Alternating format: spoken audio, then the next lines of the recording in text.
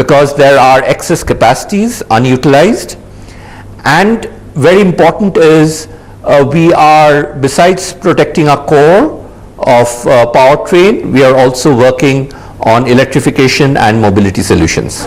So that, as you heard, the management of Bosch was quite cautious. The other stock we're focusing on is Bharat Forge. It's at a 52-week low right now. It's down 32% in 2019. The numbers were very weak. In fact, the margins were down 240 basis points year on year, and shipment tonnage, which is their volumes, were down almost 9% year on year. The management said that they expect that as and when the measures get taken by the government, the effect of that measures will only result in the second half of FY20. So they don't expect any recovery before the second half of the year, and that's something that has spooked the street. So let's listen in to what the management had to say.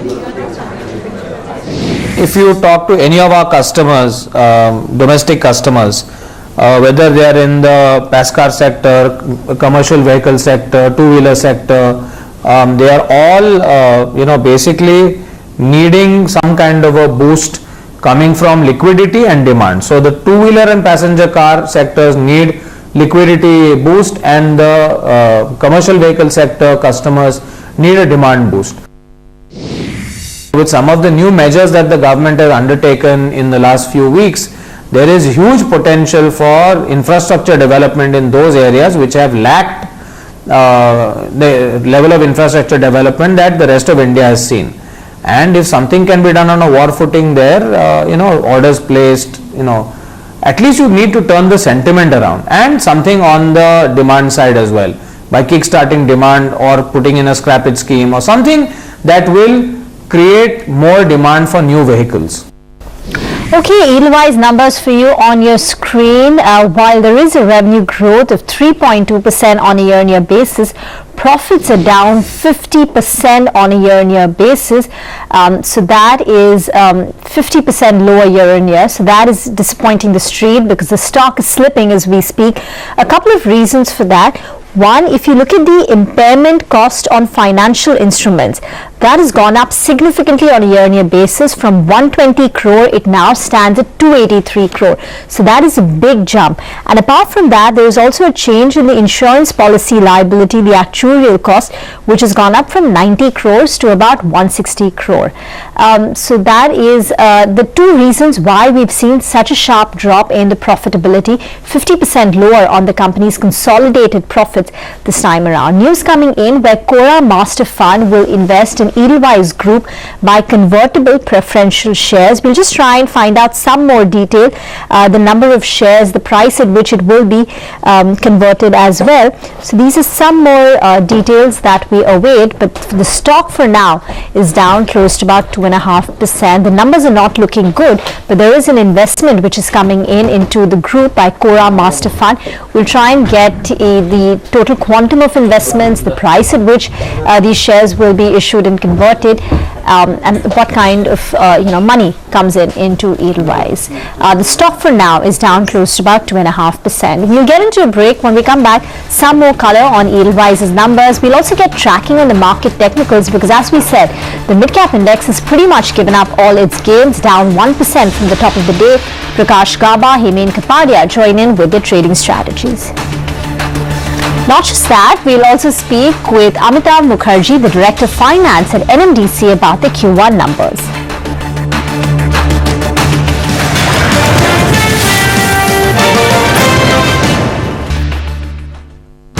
Welcome back. Steady on the benchmark indices, so holding above 11,000. So trying to recoup at least half of the losses that we had in yesterday's trade. Yesterday, remember, the Nifty was down nearly 190 points. Out of that, we've managed to recoup about 110 points. And in the last 10 minutes, there has been an attempt to climb higher post that sell-off that we saw earlier. Let's talk about the market technicals. Prakash Gaba and Hemen Kapadia join us on the show now. Prakash, let me start with you. Is there a trade on the Nifty? We are entering into a holiday. Is there some conviction on the long side? Purely because of, I guess, a weekly expiry, there could be a short covering here. Otherwise, there is no trade, because when I look at the structure is still weak, but only because of it. So from the lows, we could see perhaps close in the green today. So if you get dips, I think those are buying opportunities. Where do you buy?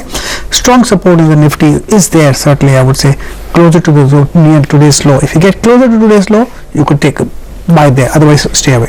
Okay, and your stop loss comes in at? Today's low. Okay, all right. Then let's just try to pull in, the low point of the day. Prakash believes that maybe, in fact, it's very much 10935. 10935. All right, so we're 50 points higher than that level. Keep a stop loss. Oh, Go sorry, to- the low, 10935. So we're about 107 points above the lows. It's already gone up. There's no trade now. 10935. 10935. So we had 100 points over that level. So that's effectively, but that's too deep, right? Don't you think? That's why there's no trade now. I had 2 trades in the morning, both on the long side. Was trying to play a bounce. Playing a bounce purely for FNX. But if someone has played that bounce and has a long position, then where should they put their stop loss out? I've Because taken the that, money off the table 2 times. okay, so you're saying take your money off the table. Yeah, is the sure. advice. When you get rises, bounces, take your money off the table. It doesn't hurt where you take. Quickly, Prakash, you want to fill us in with a couple of trading strategies? 2 shots. Yeah. I think Lupin is looking weak. Today Pharma's day is down day. So I think Lupin can slide. We see a slide towards 712 zone. Stop about 730 should be fine. And Mahindra is looking weak as well. Possibly we'll see the move to around 500 zones, and 520.22 could be the stop loss. Okay, Himen Kapadia is also with us. Himen, do you see this short covering rally extend itself, or by way of a trade, would you recommend selling into it? And what would be your stock ideas? Well, frankly speaking, Rima, I'd say it's the same. I'd do the same line. It's a difficult trade. I still feel we're oversold. Some of the daily mechanical indicators have given crossover buys, so a unlikely bounce cannot be ruled out, expiry or otherwise. So I would not be very comfortable shorting the Nifty currently. Yeah, I would prefer to stay away, or if it's the case, I'll sell the 10.7 and 11.3 call and put. I'll sell the strangle. So I don't think it goes either way. Coming to individual stock ideas, I too have a sell on Lupin. The Nifty Pharma Index has given a downward breakout and has posted a multi-month low, Rima. So a sell on Lupin. Stop loss 734, target 708. We've seen it 1.5 month distribution, and Lupin is poised for a downward breakout from there. And the other stock is Axis Bank. It's a buy call. Once again oversold. We are seeing positive divergences. Hourly, 2 hourly, 3 hourly, 4 hour charts are showing some positivity, and once again we are playing for a bounce. So stop loss 654, target 672. So buy on Axis Bank, Rima, and a sell on Lupin. Okay, all right. Thanks so much, Prakash and Heyman, for joining in and filling us in with the trading strategies. Well, let's move on to some earnings that came in. NMDC's Q1 numbers were mostly in line with estimates. The profit after tax, though, came in a little bit lower owing to higher taxation. We're currently joined by Mr. Mukherjee, the Director of Finance at NMDC, to put their Q1 numbers into perspective. Thanks so much, Mr. Mukherjee, for speaking to us here on CNBC TV 18. Well, your sales volumes in the first quarter, they did jump up by close to 28%. What's the target for FY20? And is there any slowdown in demand? I think we have posted a very good Q1 results, unprecedented if I may say so. Despite Dhoni Malai not being there, our sales and production targets of production have actually increased by more than 20 and 28%. That's been very, very encouraging, and accordingly our turnover and profit have also increased in much better quantities than as compared to last year Q1. Now the annual guidance of course was without Dhoni Malai around 32 million ton of sale without Dhoni Malai, and Dhoni Malai, as you know, is around the capacity is around 6 million tons to 7 million tons. That roughly translates to 0.5 million ton per month. So as and when we can restart production, we will have to add that to our guidance. So it's 32 plus Dhoni Malai would be the guidance for this fiscal. Have you got all the approvals to operate the Dhoni Malai mines? When should we expect that it will restart? Well, it's difficult to put a timeline to it because there is a process of approvals and the agreement needs to be signed. It's a process which takes its own time, but it's very difficult to put a particular timeline to it. We'll hope it is sooner than later, but it's very difficult to predict a date as of now because the approvals, including forest clearances and others, there's a lot of clearances to be obtained before we can restart the mine. So it will be very difficult to put a date immediately. I was looking at selling expenditure and it appears that that has jumped up. That's giving a sense that export volumes were there in the first quarter. So what were those export volumes in the first quarter? If you could compare it on a year-on-year basis, I think the same quarter last year there was no exports. And also, what's the target of exports for FY20? Exports sales volume were roughly 6 lakh ton, slightly above 6 lakh ton. Last year, of course, Q1 we did not have any exports because there was no IGA or the intergovernment agreement. Q4 we did around 5.19 million, lakh tons there. So our export is basically based on a government-to-government agreement between Indian government and Japan and Korea. So we, including Japan and Korea, we generally export, our quota is around 2.7 to 3 million ton, and that is exactly what we are likely to achieve in this financial year. Mr. Mukherjee, how do the NMDC prices stack up versus imported iron ore and versus Odisha miners?